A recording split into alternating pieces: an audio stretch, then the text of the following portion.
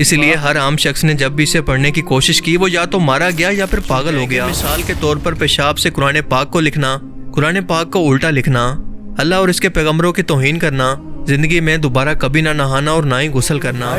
غلطی نال اتنے پہنچ گیا اینڈ انہوں جو نیگیٹیوٹی جو نیگیٹو وائبز انہوں فیل ہوئی نا۔ ہیلو جی، کی حال چال سارے ٹھیک ٹھاک ہو؟ میں بھی بہت ودیا، تھینک یو فار آسکنگ۔ سو اج دی جڑی ویڈیو آ وہ ہیگی ایک بک تے ہے جڑی میں تمہیں ٹائٹل پڑھ کے دس دیں، شمس المعارف۔ میں پہلی باری اس بک دا نام سن رہا، میں اج تو پہلے کدے یہو جی کسی بک بارے سنیا نہیں سیگا۔ سو وہ اج آپ دیکھتے ہیں، لیکن اس تو پہلے علی مرزا صاحب دیا دو ویڈیوز کل جڑیاں اپلوڈ کیتیاں، انہاں دونوں نوں تسی دیکھو، انجوائے کرو۔ ہور بھی بہت سارے ویڈیوز اپلوڈڈ ہے تے انجوائے کرو، چیک کرو انہوں نے ایک بار، تے چینل نو سبسکرائب پکا کرو۔ تے اس چینل تے تسی بہت ساریاں ویڈیوز دیکھو گے جہدے وچ بڑیاں کام دیاں گلاں ہون گیاں۔ انہاں دے وچوں ہی اج دا جڑا ٹاپک ہے وہ ہے شمس المعارف۔ سو جیکر اس بک نو آپاں دیکھیے کہ یہ کی چیز ہے، اوکے، شمس المعارف اور شمس المعارف سیم ہی ہو گیا یار دونوں۔ اچھا، وا لاتائف العوارف یہ پورا نام ہے۔ 13 سینچری وچ ایک عربک میجک تے مینول ہے ایسٹورک جو سپریچویلٹی ہے وہ دے بارے، ٹھیک ہے۔ تے یہ لکھی گئی ہے احمد البنی والوں تے ایجپٹ دی ہے، ٹھیک ہے، اوکے۔ سو 13 سینچری دی بک ہے، دیکھتے ہیں یہ بارے جڑا مطلب کی ہے۔ کافی سارے چیزاں ہیں کہ کہا جاتا ہے کہ بک نو جیکر کوئی پڑھتا ہے تو وہ پاگل ہو جاتا ہے یا کچھ ادا کا، میں سنیا ضرور ہے، ٹھیک ہے۔ نام میں پہلی باری سنیا، لیکن ادا کا میں سنیا سی کہ کوئی ادا کی بک ہے کہ جڑی کالے جادو ٹائپ بک ہے شاید یہ، ہے نا، تو جہاں نام ہے دا سن آف نالج، یہ مطلب ہے جو۔ سو دیکھتے ہیں جی اج دی ویڈیو وہ کی خاص ہونے والا ہے، آ جاؤ۔ شمس المعارف الکبریٰ اب تک انسانوں کی طرف سے لکھی گئی سب سے شیطانی کتاب، جو کہ جادو اور عملیات پر مشتمل ایک ایسی پراسرار کتاب ہے جو کہ اپنے پڑھنے والے شخص کو پاگل یا دیوانہ بنا دیتی ہے۔ اس کے لکھنے والے شخص کا کسی کو نہیں پتا، پر عام طور پر یہی مانا جاتا ہے کہ 5ویں صدی ہجری کے اندر شیخ ابو الناصر السراج الطوسی، جسے حمزہ الاصفہانی بھی کہا جاتا تھا، اس نے لکھا، جبکہ بعض تاریخی روایت کے مطابق الجیریا کے احمد بن ابو یوسف مالکی نام کے شخص نے اسے جنات کی مدد سے اور پرانے جادوئی نسخوں کی مدد سے لکھا۔ اتنے چکر پہ گیا، ویکیپیڈیا کچھ اور کہن رہی ہے، ویڈیو کچھ اور ہے۔ شیطانی عملیات پر لکھی گئی ایک ایسی پراسرار کتاب ہے جس کے بارے میں ایسے پراسرار قسم کے دعوے موجود ہیں جسے سن کر انسان کے رونگٹے کھڑے ہو جاتے ہیں۔ مثال کے طور پر شیطانی جنات نے اس کتاب کے لکھنے والے کے جسم میں داخل ہو کر خود سے اسے لکھوایا تاکہ انسانوں کو جنات کی طرف اٹریکٹ کر کے ہر ان کے بگڑے کام کو اللہ سے چھوڑ کر لمحوں میں جنات سے کروانے کی امید دے کر انہیں گمراہ کریں، جس سے نہ صرف خود انسانوں کے ہاتھوں خود انسانوں کی توہین ہوگی بلکہ اللہ کے ساتھ شرک کروا کر یہ انسانوں کو دائرہ اسلام سے بھی خارج کر دیں گے، کیونکہ اللہ تعالیٰ کا جادو سے متعلق واضح طور پر حکم ہے کہ اسے کرنے والا یا پھر کروانے والا دونوں اسلام سے خارج ہو کر کافر ہو جاتے ہیں۔ اس لیے کہ جادو اور عملیات کے اندر انسان اللہ کو چھوڑ کر جنات سے مدد مانگتا ہے اور ان سے کام کرواتا ہے، جو کہ کفر ہے۔ اب ظاہر ہے کہ شیطان اور اس کے کافر جنات انسانوں کے یہ کام بلا وجہ اور بنا کسی فائدے کے تو نہیں کرتے، بلکہ ان کے پیچھے ان کا مقصد یہ ہوتا ہے کہ جس وقت کوئی شخص جادو کرتا ہے تو یہ جنات اس کے کام کے بدلے اس عامل سے ایسی غلیظ شرطیں رکھواتے ہیں جو کہ سن کر ہی آپ کے ہوش اڑ جائیں گے۔ مثال کے طور پر پیشاب سے قرآن پاک کو لکھنا، قرآن پاک کو الٹا لکھنا، اللہ اور اس کے پیغمبروں کی توہین کرنا، زندگی میں دوبارہ کبھی نہ نہانا اور نہ ہی غسل کرنا، زنا کرنا یا پھر کسی شخص کو قتل کرنا وغیرہ وغیرہ۔ اور کیونکہ شیطان اور اس کی اولاد کافر جنات کی نسل کو انسانیت سے پہلے دن سے ہی نفرت ہے اور وہ اسے جہنم کے اندر دیکھنا چاہتے ہیں، اور اسی مقصد کے لیے خود انسانوں کو ایسے کاموں کی دعوت دیتے ہیں، شرک اور گناہ کرنے کی وجہ اور اس کی تعویلیں ان کے ذہن کے اندر ڈالتے ہیں تاکہ ان کو اس کام کے لیے اکسا سکیں۔ پر شمس المعارف الکبریٰ کا معاملہ تھوڑا سا مختلف ہے، کیونکہ یہ کتاب کیونکہ عربی زبان کے اندر ہے اور اس کی تاریخ بھی عرب خطے سے ہے، اس کا مطلب کہ اسے لکھنے والا جو بھی تھا وہ مسلمان تھا، پر اس جادو اور عملیات کے اندر پڑھ کر کافر ہو گیا تھا۔ اور یہ کہ اس کے پاس بنی اسرائیل یعنی یہودی قوم کے حضرت سلیمان علیہ السلام کے دور کے کوئی جادوئی نسخے موجود تھے جنہیں ملا کر اس نے اس کتاب کی شکل دی، کیونکہ ہم سبھی لوگ جانتے ہیں کہ یہودی قوم حضرت سلیمان علیہ السلام کے دور کے اندر جادو کے علم کو باقاعدہ ایک علم کے طور پر سیکھتی تھی، جس سے اللہ نے واضح طور پر تورات کے اندر منع فرمایا تھا، مگر ہاروت و ماروت 2 فرشتوں کو انہیں آزمانے کے لیے انسانی شکل کے اندر زمین پر بھیجا کہ وہ جادو کے معاملے میں اس قوم کی آزمائش کریں، لیکن پوری کی پوری قوم صرف چند لوگوں کو چھوڑ کر اس جادو کے علم کے پیچھے چل پڑی، جادو کو سیکھنے لگی۔ اس ٹائم کے اندر بنی اسرائیل کے اندر یہ جادو کا علم کافی عروج پر تھا۔ شمس المعارف کو لکھنے والا آرتھر ان جنات اور عملیات کے علم کے اندر اتنا زیادہ گہرائی کے اندر چلا گیا تھا کہ خود شیاطین جنات نے اس کے جسم کے اندر داخل ہو کر یہ کتاب لکھوائی اور اس کی حفاظت پر جنات کو مامور کر دیا۔ اسی لیے اگر کوئی بھی شخص اس کو پڑھنے کی کوشش کرتا تو وہ پاگل پن کا شکار ہو جاتا۔ اسلامی تعلیمات کے اندر کیونکہ جادو کرنا شرک ہے اور اسی وجہ سے دنیا کے ہر مسلم ملک کے اندر یہ کتاب بین ہے اور ساتھ ساتھ دنیا کے ہر کونے کے اندر متنازع بھی ہے۔ اس بات کا دوسرا ثبوت کہ اس کے آرتھر نے بنی اسرائیل قوم کے جادو کے نسخوں کا استعمال کیا وہ یہ ہے کہ اس کتاب میں عربی کے بعد جس زبان کے اندر سب سے زیادہ لفظ استعمال کیے گئے ہیں وہ عبرانی زبان کے اندر ہیں، جو کہ یہودی قوم کی مادری زبان تھی اور اس وقت بھی ہے۔ اس کتاب کے اندر جگہ جگہ پر باب العراق کے دور کے اندر رائج جادوئی رسومات کا ذکر موجود ہے، اور یہ وہ زمانہ ہے جب پہلی بار بابل کے بادشاہ بخت نصر نے فلسطین کے اندر موجود یہودیوں کی سرزمین کو حملہ کر کے تباہ کر دیا۔ اس نے پہلی بار یہودیوں کے قبلہ ہیکل سلیمانی کو تباہ کیا اور یہودیوں کو غلام بنا کر اپنے ساتھ باب العراق لے آیا، جنہیں بعد میں ذوالقرنین بادشاہ نے آزاد کروا کر اپنا ملک واپس دلوایا۔ یہ اس قوم پر اللہ کا عذاب تھا کیونکہ یہ جادو اور بدعمالیوں کے اندر حد سے بڑھ گئے تھے۔ کہا جاتا ہے کہ 6 صدی ہجری کے اندر یہ کتاب عرب کے ایک مشہور تاجر محمد علی بن زید کے پاس تھی، اور اس نے یہ کتاب ایک بھاری قیمت دے کر خریدی تھی کیونکہ اس کی اس وقت کے اندر صرف ایک ہی کاپی موجود تھی جو کہ اس کے پاس تھی۔ بعد میں اس نے اس کتاب کے اندر عدل بدل کر کے اس کی مزید کاپیاں بنوائی، اور انہی کاپیوں کے اندر اس کا بیان درج ہے کہ جب بھی وہ اس کتاب کو پڑھنے کی کوشش کرتا تو ایک کالا سیاہ دھواں اس کی نظروں کے سامنے موجود ہوتا، جس کی دہشت اور نحوست سے وہ بے ہوش ہو جاتا۔ لہٰذا اس نے یہ کتاب کسی مسلم عالم دین کے حوالے کر دی، اور اس کے بعد تقریباً 100 سال تک یہ کتاب منظر عام سے غائب رہی، اور آخر کار جب 7ویں صدی ہجری کے آخر کے اندر منظر عام پر آئی تو اس کے اندر بہت کچھ بدلا جا چکا تھا۔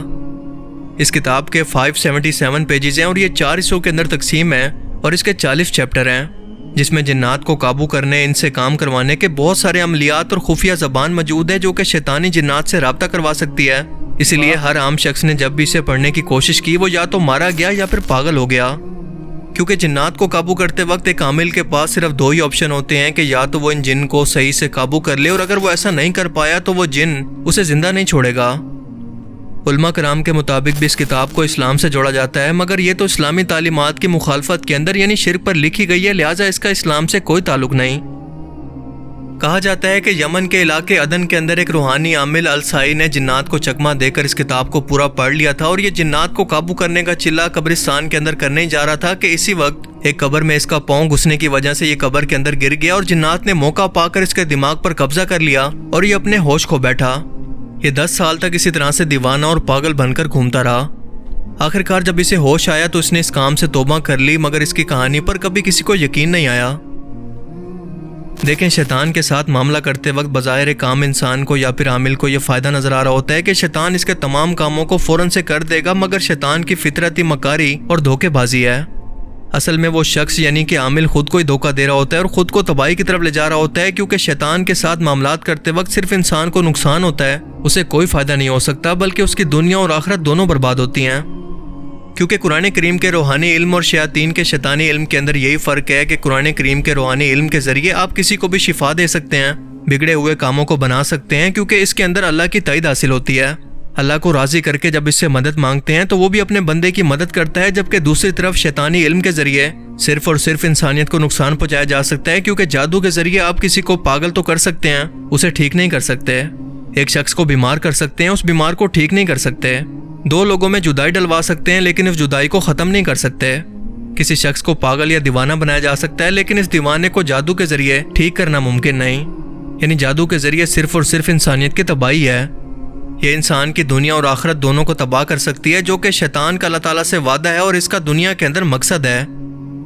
اس لیے جتنا ہو سکے ایسی چیزوں سے اور کفریہ، شرکیہ عملیات اور عاملین سے خود کو بچائیں اور اپنے ایمان کی حفاظت کریں۔ اللہ تعالیٰ ہمیں سمجھنے کی اور نیک عمل کرنے کی توفیق عطا فرمائے، آمین۔ ਸਹੀ ਹੈ ਜੀ ਗਾਇਸ। ਸੋ ਇਹ ਸੀ ਅੱਜ ਦੀ ਵੀਡੀਓ ਜਿਹਦੇ ਵਿੱਚ ਆਪਾਂ ਨੂੰ ਪਤਾ ਲੱਗਾ ਇਸ ਬੁੱਕ ਬਾਰੇ।